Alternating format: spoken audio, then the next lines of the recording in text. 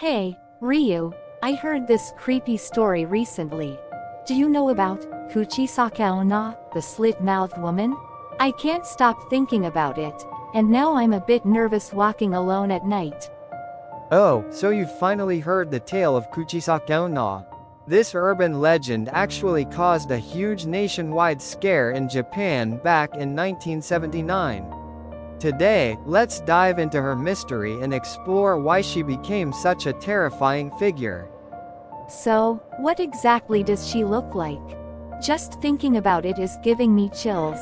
She's usually described as a young woman who hides her mouth behind a big mask. She appears in front of kids and asks them a creepy question, "Am I pretty?" And what happens if you say yes? Honestly, I think I'd answer yes without even thinking. Well, the moment you say yes, she slowly removes her mask and says, "Even like this?" and gives you a twisted smile. Her mouth stretches all the way to her ears. Kids who see it freeze up in horror. Eek. So, what if you answer, "No, you're not pretty"? That's the scary part. She'll pull out a pair of scissors or a knife and come at you. Basically, whether you say she's pretty or not, you're in danger either way. But why did this rumor spread all over Japan? For a simple urban legend. It seems like it really frightened a lot of kids. Back then, it was rare for young women to wear large masks in public. So the sight was downright unsettling. This was way before people commonly wore masks for things like pollen allergies, flu, or COVID. To kids, just the sight of a woman in a mask must have looked strange and spooky. I see, so it was her unusual appearance that made her even scarier. But still, how did it become such a big deal? Well, once the rumor spread, kids started getting scared. And it went so far that police patrols were deployed in places like Koriyama City, in Fukushima and Hiratsuka City in Kanagawa. In some areas, like Kushiro City in Hokkaido and Niza City in Saitama, schools even organized group walks home to protect kids. It was like a social phenomenon. So, did people actually dress up as Kuchisake-onna to cause trouble? Yep, in June 1979, a 25-year-old woman in Himeji City dressed up like Kuchisake-onna and wandered around with a knife, leading to her arrest. It became a serious issue that went beyond just a rumor among kids. What a commotion. So, what's the origin of Kuchisake-onna? There must be some kind of story that inspired such a frightening figure, right? You got it. There are actually several origin theories about her. Each one scarier than the last. One is the Gujo Uprising curse theory. In 1754, farmers in Gujo City, Gifu Prefecture, staged a rebellion.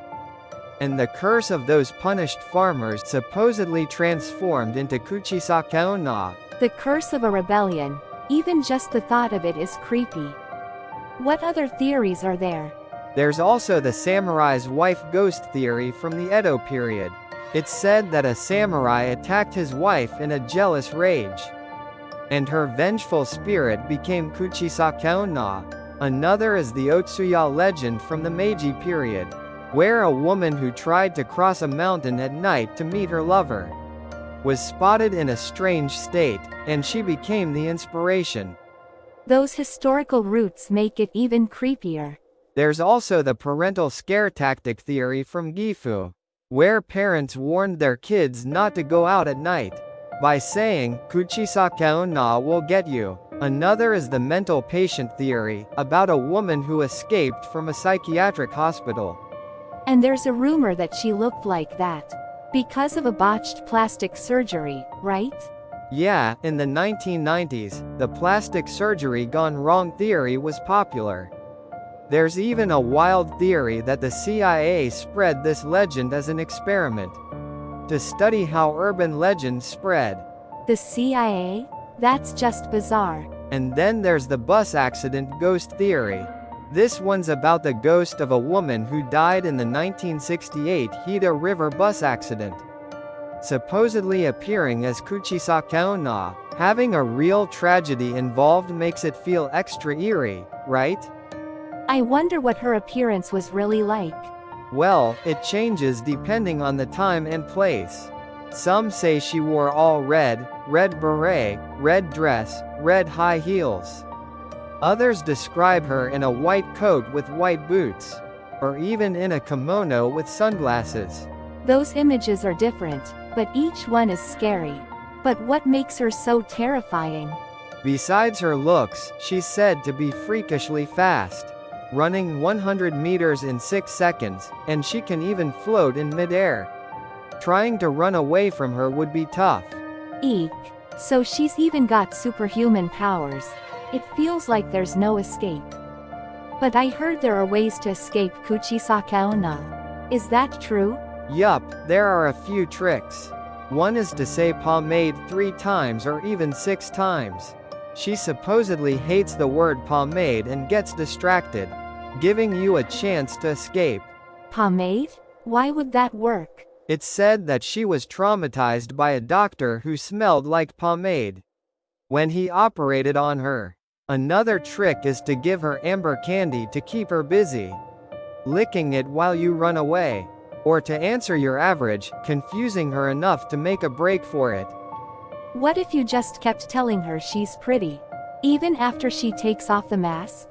Oh, good thinking. If you keep saying she's pretty or cute, she supposedly gets embarrassed. So she has a bit of a human side, huh? By the way, is it true there were similar ghost stories in the Edo period?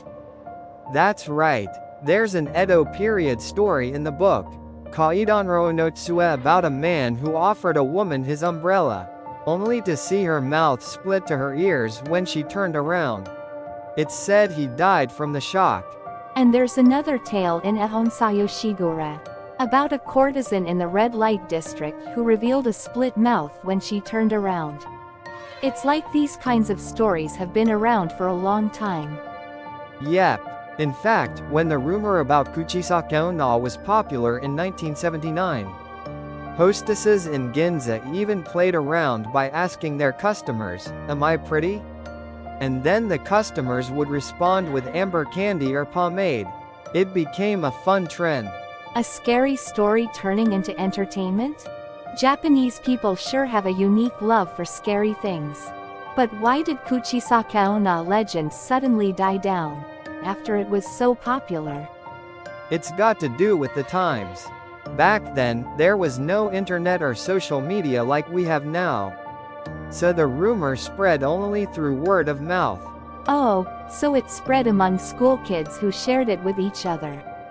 Exactly. But when summer break came around, kids stopped seeing each other every day. So the rumor quickly lost steam, and Kuchisake-onna just faded away.